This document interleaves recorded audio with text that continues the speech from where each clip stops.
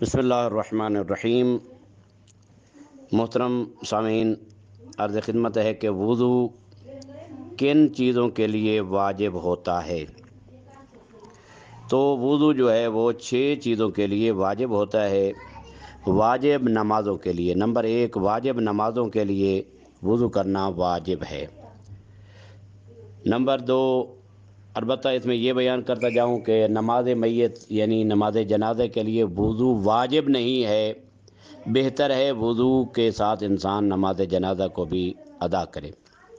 دوسرا، جو نماز میں سجدہ اور تشہد وغیرہ اگر انسان جو ہے بھول جاتا ہے، بھول جانے کے بعد مثلا نماز کو ختم کر دیتا ہے، ختم کرنے کے بعد اس کو مثلا اس کا وضو باطل ہو جاتا ہے، وضو باطل ہونے کے بعد پھر اس کو یاد آ جاتا ہے کہ میں نے تشہد یا سجدہ جو ہے وہ بھول گیا تھا، اس کو انجام دینے کے لیے اس پر وضو کرنا واجب ہے۔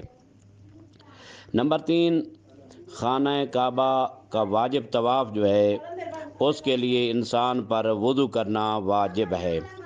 نمبر 4، اگر انسان نذر کرے، عہد کرے یا قسم کھائے کہ میرا یہ کام ہو جائے گا، میں منت مانتا ہوں، عہد کرتا ہوں، قسم کھاتا ہوں، تو اس کے لیے وضو کرنا واجب ہو جاتا ہے، یعنی اگر وہ کام اس کا ہو جاتا ہے تو اس کے لیے وضو کرنا واجب ہو جاتا ہے۔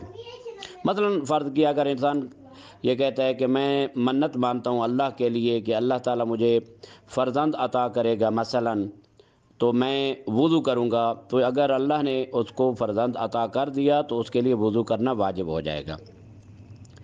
نمبر 5، اگر انسان کوئی منت مانتا ہے کہ اپنے بدن کو قرآن مجید کے الفاظ کے ساتھ